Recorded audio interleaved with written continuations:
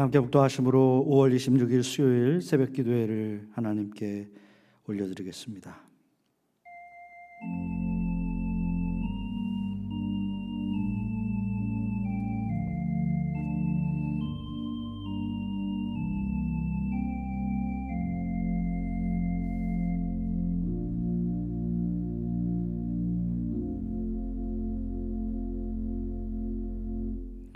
하나님 감사합니다. 오늘도 저희들 겸손한 마음으로 하나님 앞에 나아가길 원하오니 우리의 마음을 붙들어 주시고 심령이 겸손하게 주님 앞에 예배 올려드릴 수 있도록 하나님 함께하여 주시옵소서. 하나님, 우리가 세상에 살아갈 동안에 우리의 영적인 눈을 열어주시기를 원합니다.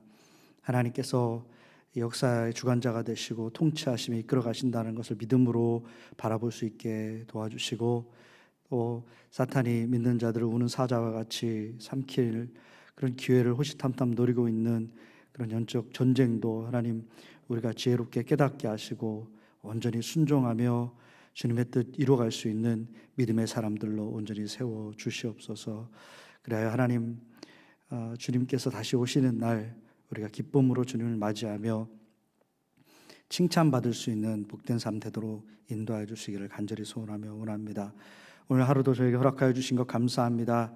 믿음으로 살아내게 하시고 주님의 기쁨이 되도록 순간순간 성령 하나님 함께하여 주시옵소서. 이 예배 시종을 주께 의탁드리며 거룩하신 우리 주 예수 그리스도의 이름으로 기도합니다. 아멘. 우리 다 같이 찬송가 348장 함께 부르시겠습니다.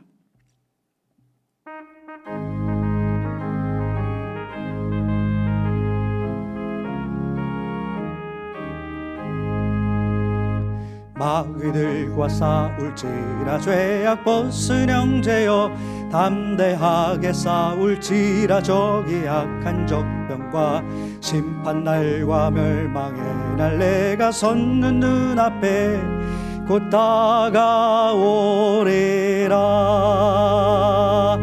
영광 영광 할렐루야, 영광 영광 할렐루야, 영광 영광 할렐루야, 곧 승리하리라. 마귀들과 싸울지라 죄악 벗은 형제여, 고함치는 무리들은 흉한 마귀 아닌가. 무섭고도 더러운 죄 모두 떨쳐버리고 주 예수 붙들라. 영광 영광 할렐루야, 영광 영광 할렐루야, 영광 영광 할렐루야, 곧 승리하리라. 마귀들과 싸울지라 죄악 벗은 형제여, 구주 예수 그리스도 그 심판을 벌리고 너를 도와주시려고 서서 기다리시니 너서 나오라. 영광 영광 할렐루야, 영광 영광 할렐루야, 영광 영광 할렐루야, 곧 승리하리라.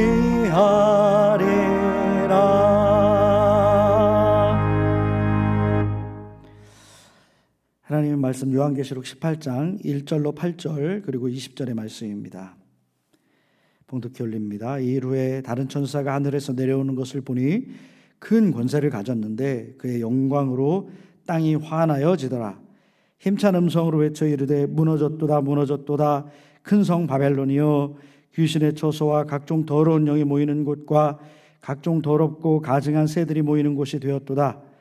그 음행의 진노의 포도주로 말미암아 만국이 무너졌으며 또 땅의 왕들이 그와 더불어 음행하였으며 땅의 상인들도 그 사치의 세력으로 치부하였도다 하더라. 또 내가 들으니 하늘로부터 다른 음성이 나서 이르되 내 백성아 거기서 나와 그의 죄에 참여하지 말고 그가 받은 재앙들을 받지 말라. 그의 죄는 하늘에 사무쳤으며 하나님은 그의 불의한 일을 기억하시는지라. 그가 준 그대로 그에게 주고 그의 행위대로 갑절을 갚아주고 그가 섞은 잔에도 갑절이나 섞어 그에게 주라. 그가 얼마나 자기를 영화롭게 하였으며 사치하였든지 그만큼 고통과 애통함으로 갚아주라. 그가 마음에 말하기를 나는 여왕으로 앉은 자요 과부가 아니라 결탄과 애통함을 당하지 아니하리라 하니 그러므로 하루 동안에 그 재앙들이 이르니니 곧 사망과 애통함과 흉년이라. 그가 또한 불에 살라지리니 그를 심판하는 주 하나님은 강하신 자이심이라. 하늘과 성도들과 사도들과 선지자들과 그로 말미암아 즐거워하라. 하나님이 너희를 위하여 그에게 심판을 행하셨음이라 하더라. 하나님의 말씀입니다.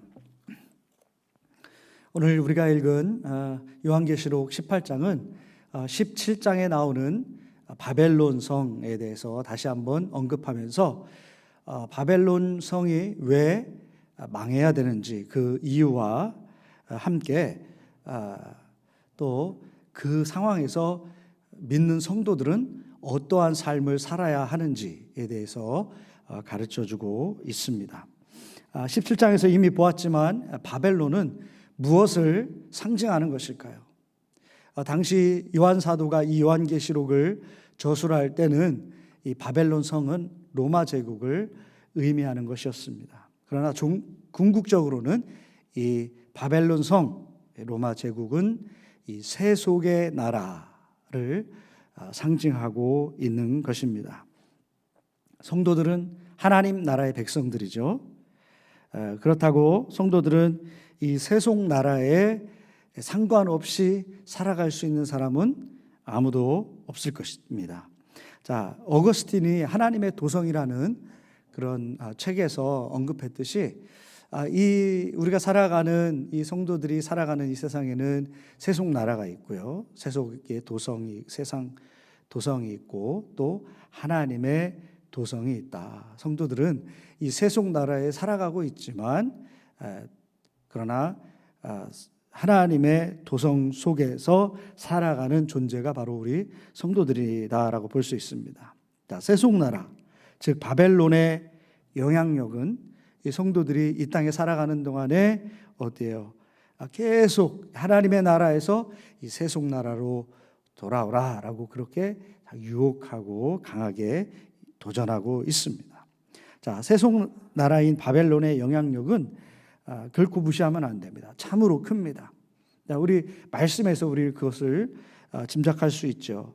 자, 세속 나라를 어떻게 표현했습니까? 큰 성 바벨론이다. 예, 그냥 바벨론도 아니고 큰 성 바벨론이다라고 표현하고 있습니다. 거대하다라는 거죠. 거대한 제국을 의미하고 있습니다. 자, 세상은 이처럼 힘의 논리로 돌아가죠. 큰 나라가 정치적으로 또 경제적으로 세상에 영향력을 미치면서 통치합니다. 그래서 그런 것들을 볼 때 우리 고국인 대한민국이 참으로 안타까울 때가 많잖아요. 그렇죠? 미국의 눈치 봐야 되죠. 또 바로 붙어 있는 중국의 이 경제적인 그런 상황 때문에 눈치 안 볼 수가 없죠. 또 통일을 지향하기 때문에 북한도 고려하지 않을 수 없는 그런 상황에 놓여 있습니다. 큰 나라들이 큰 힘을 가지고 패권을 가지고 또 이렇게 통치하고 영향력을 미치는 걸 볼 때 그 사이에 껴있는 우리나라가 참 안타까울 뿐입니다. 이처럼 큰 나라들은 이렇게 패권을 유지하려고 하고 또 패권을 차지하려고 더 큰 나라가 되기 위해서 온 힘을 다 쏟습니다. 이것이 세속 나라의 특징인 것이죠. 우리 영적인 세속 나라도 마찬가지입니다. 세속 나라는 큰 성입니다. 정치적, 경제적으로 사람들을 종속시킨다라고 얘기하고 있습니다. 그래서 이 세속 나라에 매일 수밖에 없도록 만드는 겁니다. 3절에 보면 땅의 왕들이 큰 성 바벨론과 더불어 음행했다 이렇게 말씀하고 있죠. 또 땅의 상인들도 그 사치의 세력으로 치부하였도다. 그러니까 뭐냐면 부자가 되었다. 뭐 이런 뜻이 되겠습니다. 그러니까 정치적 힘을 얻고 경제적으로 부유해지려면 큰 성 바벨론과 어떻게 해야 된다? 음행해야 하는 그런 상황에 놓인 것이죠. 자, 성경에서 보면 이 성적인 결합을 했다. 그걸 뭐라고 그래요? 성적인 결합을 한 상태를 하나가 되었다라고 그렇게 표현하고 있잖아요. 그래서 창세기 보면 남녀가 부모를 떠나서 하나가 된다. 그렇죠? 결혼해서 성적인 결합을 맺음으로 말미암아 어떻게 돼요? 한 몸이 된다. 하나가 된다라고 말씀한 것입니다. 자, 바벨론과 음행을 했다. 이것은 바로 바벨론과 이런 하나가 되었다. 영적인 이 성적 결합을 맺었다라는 겁니다. 네. 그러니까 경제적 이득을 취하기 위해서 이 세상 나라에 기댈 수밖에 없는 그런 상황이죠. 이 세상에 사는 모든 사람들은 이 먹고 사는 문제에 직면할 수밖에 없습니다. 그리고 물질이 많다?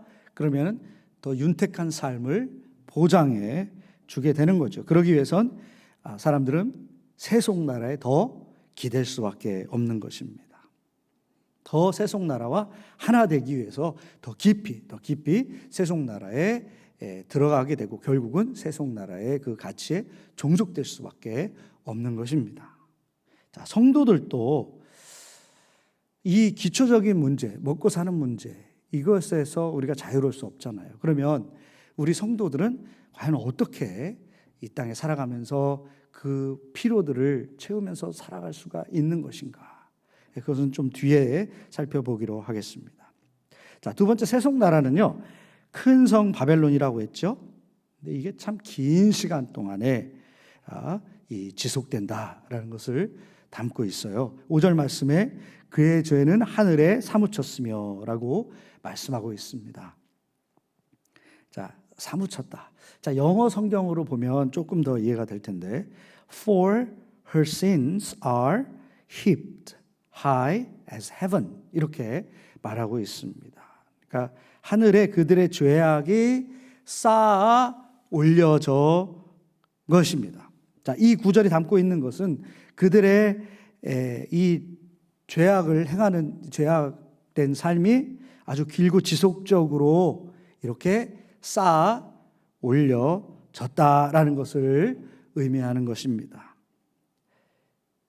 이 지구에 인류가 이제 도시를 형성하고 또 도시국가가 생기고 또 그것을 넘어서 제국이 세워지고 또 지금까지 나라들이 계속해서 유지되어 왔잖아요. 이런 상황 속에서 단 한 번도 이 패권을 가지고 영향력을 미치지 않은 적이 한 번도 없다라는 거예요. 어떤 나라가 일어나서 제국이 돼서 힘이 있는 나라가 돼서 영향력을 미치면서 힘을 과시하는 그런 역사가 지금까지 이어지고 있는 거지요. 그런 과정 속에서 정치적, 경제적 이 힘이 바로 세상을 통치하고 세상에 영향력을 미쳐온 것입니다. 앞으로도 계속해서 지속될 것입니다. 미국이 이렇게 될 때는 그래도 우리가 안심할 수 있죠. 왜냐하면 자유의 가치가 있기 때문에. 그러나 많은 나라들이 중국의 부상을 두려워하는 이유가 뭐겠습니까? 공산주의가 패권을 가지면 어떻게 될지 짐작할 수 있기 때문이죠. 그래서 두려워하는 것입니다. 앞으로도 계속 그런 힘의 논리는 지속될 것입니다. 영적 세상 나라도 마찬가지입니다. 주님이 재림하시고 이 땅에 새 하늘과 새 땅이 세워지고 주님과 또 믿는 자들이 왕노릇 하는 그날이 오기 전까지 세상은 언제나 이 세속 나라의 아주 강한 그 영향력 아래에 놓이게 되는 겁니다. 길게 지속될 수도 있습니다. 오랜 시간 동안 자신들의 죄악들을 이렇게 하늘에 쌓아 올리는 것입니다. 그런데 여러분, 우리는 반드시 잊지 말고 기억해야 할 것이 있습니다. 그것은 바로 이 세속의 나라 바벨론, 아무리 큰 성이고 오랫동안 영향력을 지속해오는 강력한 힘을 소유한 나라일지라도 분명히 그것은 끝이 있다. 무너지고 말 것이라는 그 사실을 우리는 기억해야 합니다. 오늘 본문 말씀에서 2절에서 사도 요한은 다른 한 천사가 영광으로 내려와서 외치는 음성을 들었습니다. 뭐라고 했습니까? 무너졌도다 큰 성 바벨론이요, 두 번이나 무너졌도다 무너졌도다 강조합니다. 이거는 두 번을 얘기한 건 강조의 의미가 있을 것이고, 그리고 너무나 놀랍기 때문에 그 놀라움의 표시로 이처럼 두 번 강조한 것이라고 볼 수가 있겠죠. 여러분, 그 큰 성 얼마나 큰지 주변 나라 왕들이 줄을 서고 돈이 그곳에 모이고 그곳에 가면 부가 보장된 것처럼 그렇게 정말 막강한 힘이 있었던 그 큰 나라, 그 영향력이 정말 오랫동안 지속되던 그 나라가 무너졌다라고 말씀합니다. 어떻게 무너질 수가 있는가? 그렇죠? 참 사람들은 상상도 못할 일입니다. 자, 모든 길은 로마로 통한다라는 말이 있을 정도로 그렇게 강력했던 로마, 누가 그 로마가 망할 것이다 라고 짐작이나 했을까요? 그러나 그 로마도 어떻게 됐습니까? 결국은 망하고 존재하지 않게 되었습니다. 지금까지 망하지 않은 제국은 하나도 없죠. 아수르 제국 망했습니다. 바벨론, 페르시아 망했죠. 바사, 페르시아죠. 바벨론, 페르시아, 헬라, 로마 다 망했습니다. 여러분, 주님 오시기 전까지 이 세상의 세속나라도 지속될 것입니다. 사람들은 이것이 망할까? 이것이 없어질까? 이런 생각하지도 못할 것입니다. 그래서 거기에 기대서 거기서 주는 꼴을 먹어야 살 것이라고 사람들은 그 시스템에 맞춰서 살아가고 더 깊이 그 나라에 들어가게 됩니다. 세속나라는 영원할 것이라고 여기며 살아갈 것입니다. 그러나 결국은 세속나라 바벨론은 어떻게 됩니까? 망하게 되어 있습니다. 주님의 때가 차면 세속나라는 결국 그분의 심판 앞에서 무너질 것이다 라는 것을 우리는 잊지 말아야 할 것입니다. 사도 요한이 요한계시록을 저술하면서 바로 그것을 강조하고 있는 것입니다. 지금 영원할 것 같은 이 세속의 나라 로마, 영원할 것 같지? 아닙니다. 결국은 무너진다. 그래서 세속의 나라에 기대지 말자. 영원하신 하나님의 나라를 바라보고 믿음을 지켜나가자라고 권면을 하고 있는 것입니다. 여러분, 현재 우리에게도 같은 믿음이 있기를 원합니다. 세속 나라가 아닌 하나님의 나라를 기대하며 믿음을 끝까지 지켜나가는 우리 모두가 되기를 간절히 원합니다. 그럼 이 세속 나라의 큰 영향력의 도전 속에서 살아가는 우리 성도들, 먹고 사는 문제, 이거 참 심각하잖아요. 그죠? 해결해야 되는데 어떻게 하나님의 나라의 백성들은 이 땅에서 살아가야 할까요? 여러분, 세속의 도전에서 먼저 우리는 빠져나가야 됩니다. 4절에 보면 내 백성아 거기서 나와 그의 죄에 참여하지 말고 라고 말씀합니다. 자, 우리는 물리적으로 이 세속의 나라에서 벗어날 수가 없습니다. 그러나 세속 나라의 가치에서는 벗어날 수가 있습니다.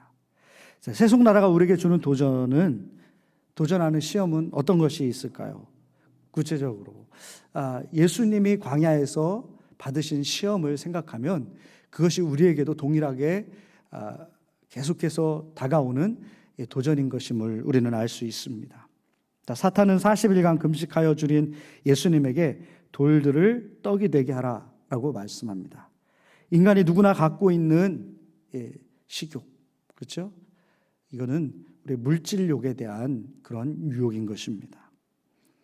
그리고 사탄은 예수님을 성전 꼭대기로 데리고 올라가서 뛰어내리라. 그럼 천사가 네 발을 이렇게 들어서 다치지 않게 할 것이다 라고 말합니다. 이건 어떤 유혹을 얘기하는 겁니까? 명예에 대한 그런 유혹입니다. 마지막으로 사탄은 예수님에게 그렇게 말하죠. 나에게 경배하면 보이는 산꼭대기에서 보이는 모든 천하 만국을 너에게 주겠다. 이것은 세상 권력에 대한 유혹입니다. 이처럼 세속 나라에서 사탄은 우리에게도 끊임없이 더 많은 물질을 소유해라, 더 많은 인기와 명예를 추구하라, 더 높고 견고한 권력으로 세상에 영향력을 미치면서 살아가라, 통치하라 라고 그렇게 말합니다. 근데 그것은 유혹입니다. 이 유혹들은 모든 인간들이 가지고 있는 가장 연약한 부분이에요. 어쩌면 굉장히 본능에 가까운 그런 약한 부분을 공략하는 것입니다. 인간이면 누구나 먹고 살아야 하고, 인간이면 누구나 사랑받고 인정받고 싶어하고, 인간이면 누구나 높아져서 존귀함을 얻고 싶어합니다. 그러나 예수님께서 보여주셨던 그 유혹, 광야에서의 유혹은 우리에게 무엇을 설명해 주고 있습니까? 이 유혹이 사탄의 유혹이다라는 것을 분명히 보여주셨습니다. 그리고 그것은 이겨내야 한다, 말씀으로 이겨내야 한다는 것을 친히 저희들에게 보여주셨습니다.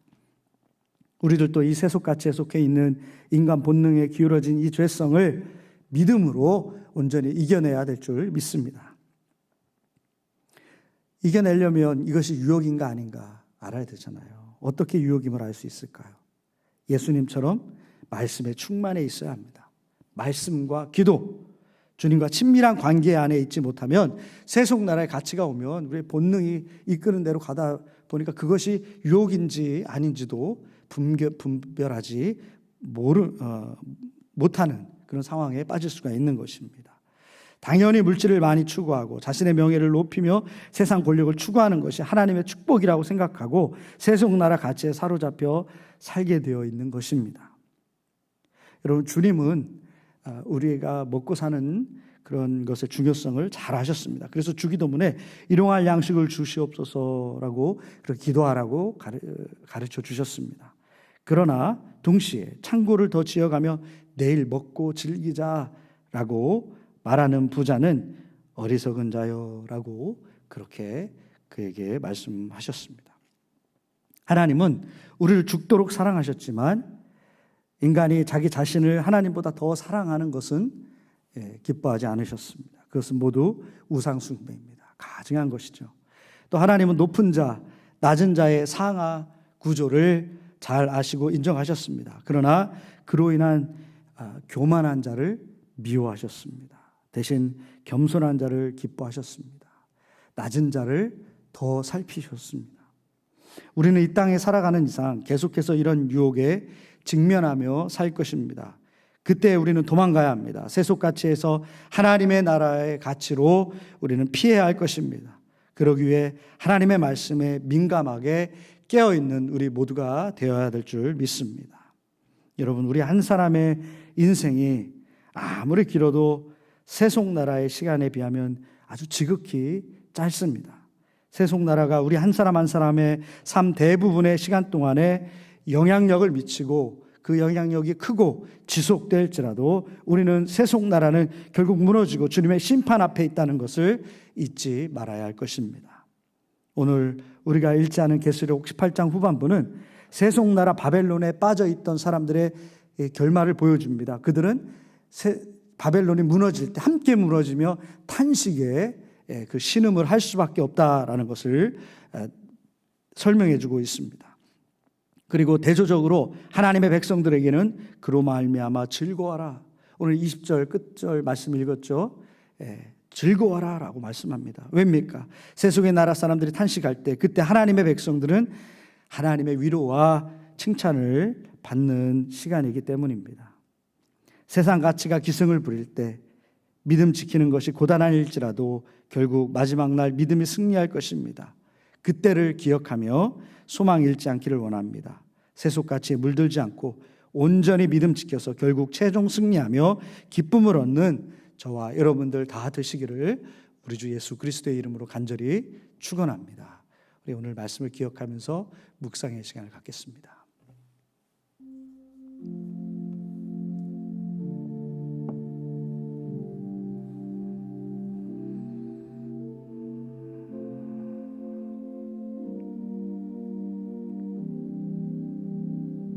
하나님, 우리가 발을 디디고 살아가는 이 세속나라의 그 영향력이 참 지대함을 또 말씀을 통해서 보게 됩니다. 초대교회 교인들도 그 세속나라의 핍박과 영향력이 너무나 커서 고통의 시간, 고난의 시간을 보내었지만 끝까지 믿음을 지키며 순교회까지 나아갔던 것을 우리는 기억합니다. 하나님, 이 세상 나라에 기대어 살지 않게 하시고 하나님의 나라에 속해 살게 하여 주시옵소서. 주님 안에 있으면 이 세속 나라에 필요한 것들도 하나님께서 채워주시고 인도해 주신다라는 것을 믿음으로 온전히 받게 되기를 원합니다. 그리하여 주님 오시기까지 믿음을 온전히 지키며 주님의 기쁨이 되기를 원하오니 주님 함께해 주시고 주님 영광 받아 주시옵소서. 이제는 우리 주 예수 그리스도의 은혜와 하늘 아버지의 놀라우신 사랑과 성령의 감화 감동 역사 충만하심이 오늘도 하나님의 나라에 온전히 살기로 결단하고 나아가는 우리 성도님들 머리 위에 이제부터 영원토록 함께해 주시기를 간절히 축원합니다. 아멘.